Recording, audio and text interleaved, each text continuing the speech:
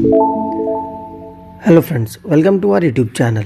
अगर आपने अभी तक चैनल को सब्सक्राइब नहीं किया है तो इसे सब्सक्राइब कर लें और बेल आइकन प्रेस कर दें ताकि आपको हमारे वीडियोस की अपडेट मिलती रहे। तो चलिए शुरू करते हैं एक साथ आज का अपना वीडियो। तो हमारा वीडियो है करंट अफेयर्स पे और आज के हमारे कुछ कंटेंट्स हैं। सबसे पहला है Ambarnaya river oil spill in Russia. Second है नगर वैन स्कीम। थर्ड है आई कॉमेट इनिशिएटिव और फोर्थ है पेमेंट्स इंफ्रास्ट्रक्चर डेवलपमेंट फंड। तो चलिए इसी के साथ शुरू करते हैं आज का अपना पहला topic, Ambarnaya river oil spill in Russia. आप सबको इस बारे में आप लोगों ने खबरों में पढ़ा होगा, न्यूज़पेपर या जहाँ भी, कि रशिया में एक रिवर है अंबरन्या, वहाँ एक ऑयल स्पिल हो गया था। ऑयल स्पिल मतलब कि कहीं से ऑयल उस पूरे नदी पे लीक हो गया था। चलिए इसी कंटेक्स्ट में देखते हैं क्या है।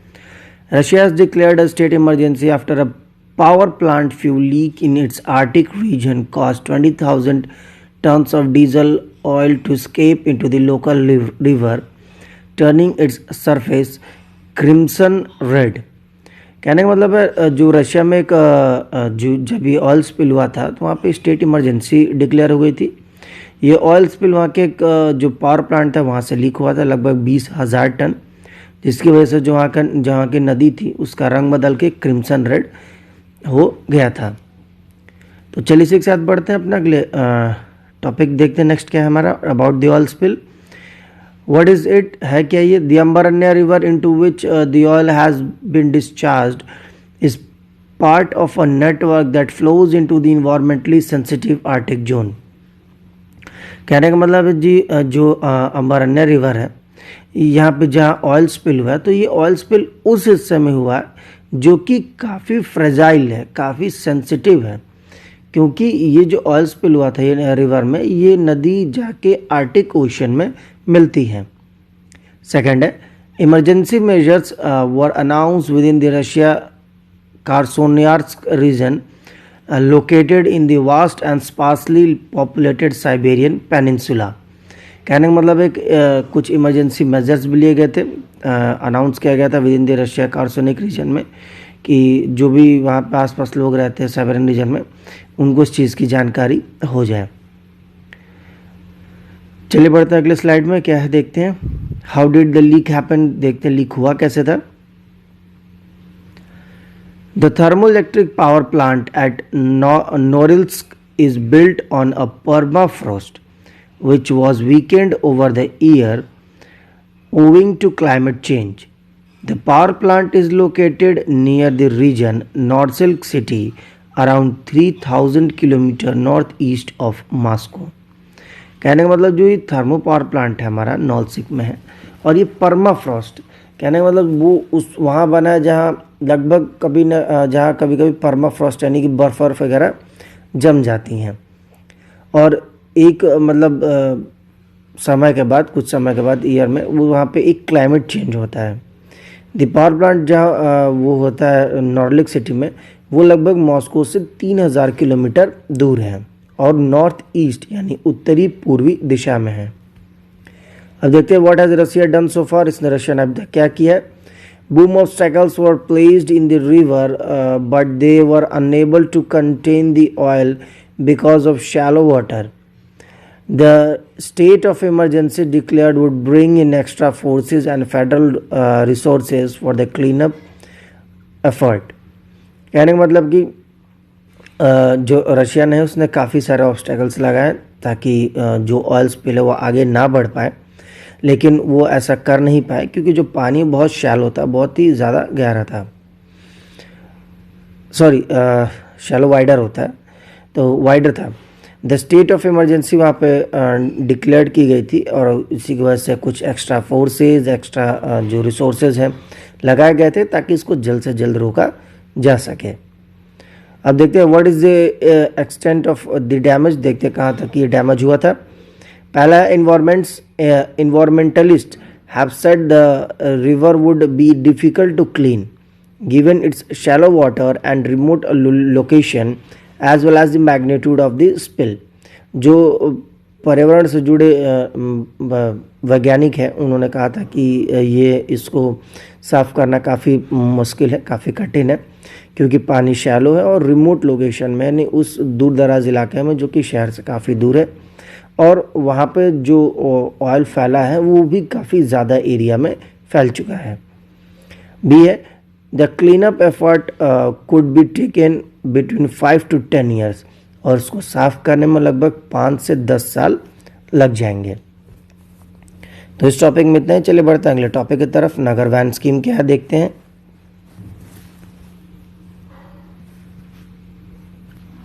Union government has announced the implementation of Nagar Van scheme on the occasion of World Environment Day 5th June। तो केंद्र सरकार ने एक नगर वैन स्कीम करके लाई थी, जिसको उसने वर्ल्ड इन्वायरमेंट डे पे, विश्व पर्यावरण दिवस जो कि 5 जून को होता है, उस दिन लागू करने को कहा था। अब देखते हैं क्या ये। तो इसका मुख्य उद्देश्य सबसे पहला है AIIMS to increase forest cover in the urban areas by developing 200 urban forests across the country in the next 5 years। तो इसका मुख्य उद्देश्य यही है कि जो अर्बन एरिया है, यानी कि जो सिटीज़ हैं बड़ी बड़ी, वहाँ पे जो फॉरेस्ट कवर उसको बढ़ाया जाए, और लगभग 200 अर्बन जो फॉरेस्ट है हमारे पूरे देश भर में, उसको कहीं ना कहीं 5 साल के अंदर तैयार किया जाए। अब देखते हैं इम्प्लीमेंटेशंस में क्या है। It will be implemented with the people's participation and collaboration between the forest department, municipal bodies, NGOs and corporates।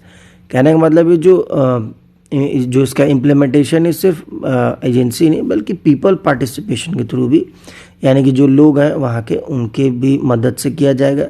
साथ ही साथ कुछ डिपार्टमेंट्स भी हैं, जैसे फॉरेस्ट डिपार्टमेंट है, म्यूनसिपल बॉडीज़ हैं, एनजीओ हैं, कॉरपोरेट्स हैं, तो ये सभी मिलके इस स्कीम को सक्सेसफुल बनाने में मदद करेंगे।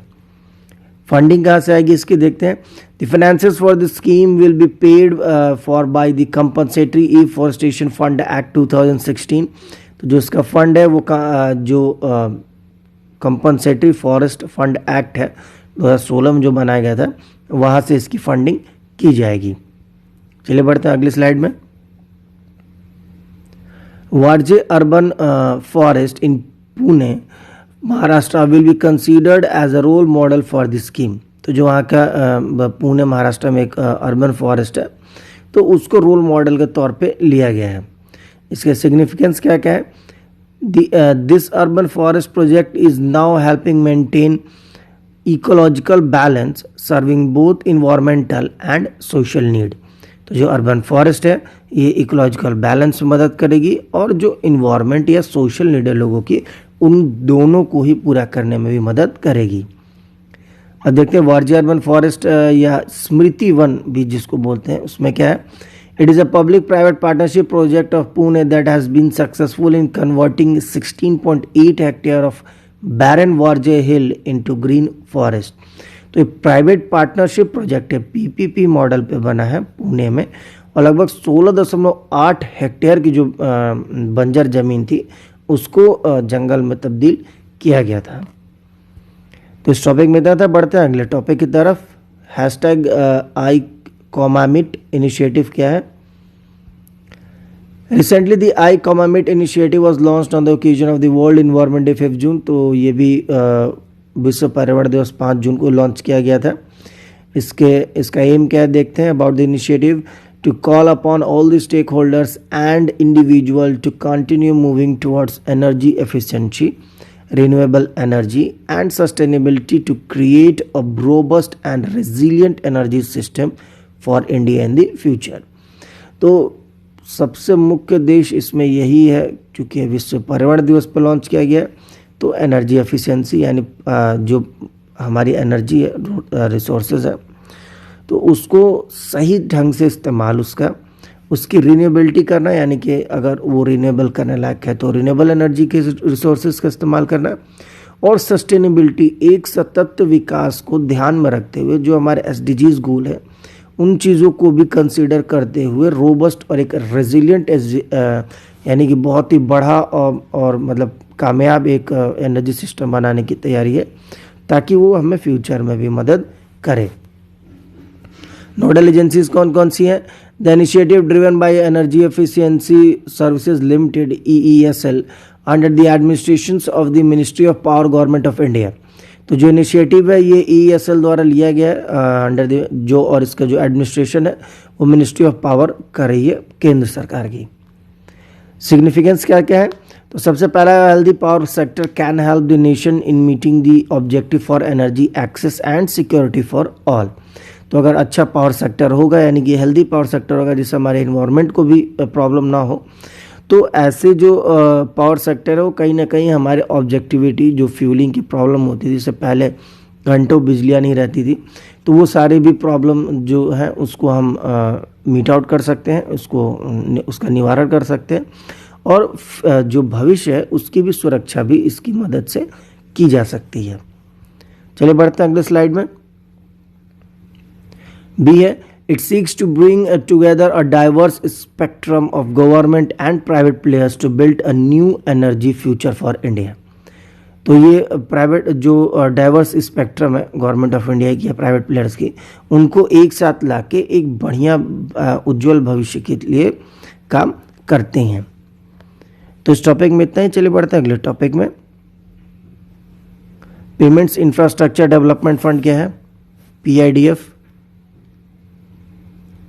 Recently, the Reserve Bank of India has announced the creation of 500 crore PIDF fund. तो हाल ही में जो RBI है हमारा, उसने एक 500 करोड़ का PIDF फंड बनाने की तैयारी की है। यह है क्या? तो इसका मुख्य उद्देश्य, सबसे पहला ऑब्जेक्टिव है, this fund has been created to encourage acquirers to deploy of sale infrastructure, both physical and digital, in their in Tier 3 to Tier 6 centres and north eastern state. तो ये जो फंड है इसको इस्तेमाल किया जाएगा ताकि जो सेल इंफ्रास्ट्रक्चर है या दोनों फिजिकल या डिजिटल है उनको Tier 3 और Tier 6 में Tier 3 से Tier 6 के जो सेंटर्स हैं वहाँ पे इसको डिप्लॉय किए जाएंगे, और खासकर ये नॉर्थ ईस्टर्न स्टेट में किया जाएगा। गवर्नेंस में क्या देखते हैं? The fund will be governed through an advisory council, but it will be managed and administered by RBI। तो जो इसका पैसा है उसको एक एडवाइजरी काउंसिल बनाई जाएगी, वो देखेगी, लेकिन ओवरऑल जो एडमिनिस्ट्रेशन होगा वो RBI ही करेगा। चलिए बढ़ते हैं अगले स्लाइड में। Corpus, it has a corpus of 500 crore in which the RBI has made an initial contribution of 250 crore. The remaining will come from the card issuing banks and card network operating in the country। कहने का मतलब है जो ये 500 करोड़ की योजना है इसमें लगभग 250 करोड़ इनिशियली शुरुआत में ही RBI ने दे दिया है, कंट्रीब्यूशन कर दिया है। बाकी का जो 250 करोड़ है वो जो कार्ड इशूइंग बैंक होती हैं, जो अलग अलग different credit card, debit card issues करती हैं वो, या कार्ड नेटवर्क ऑपरेटिंग जैसे मास्टर, वीज़ा, ये जितनी कंपनीज हैं ये लोग उसको कंट्रीब्यूट करेंगी। नेक्स्ट है recurring contribution. The PIDF will also receive a recurring contribution to cover operational expenses from card issuing bank and card network. RBI will also contribute to yearly shortfalls if necessary। कहने का मतलब है एक बार fund दे दिया उससे तो होगा नहीं, उसको चलाने के लिए जो बीच में जो एक्सपेंसेस होंगे, जो बैक टू बैक अगर कोई जरूरत पड़ती है तो वो भी कार्ड नेटवर्क कंपनी या कार्ड इशूइंग कंपनी देगी, और अगर उससे ज़्यादा ज़रूरत पड़ती है तो RBI भी उसके लिए खड़ा है। तो चले देखते हैं नेक्स्ट टॉपिक, नीड क्या है। Most of the POS terminals in the country are concentrated in Tier 1 and Tier 2 cities because of the high cost of merchant acquisitions and merchant terminalization. तो जो ज़्यादातर POS है हमारी वो कंट्री के Tier 1 और Tier 2 सिटीज़ में मौजूद हैं because of merchant acquisition and merchant terminology. Next है हमारा बेनिफिट क्या है इससे। पहला, it will give a push to digital payments across India.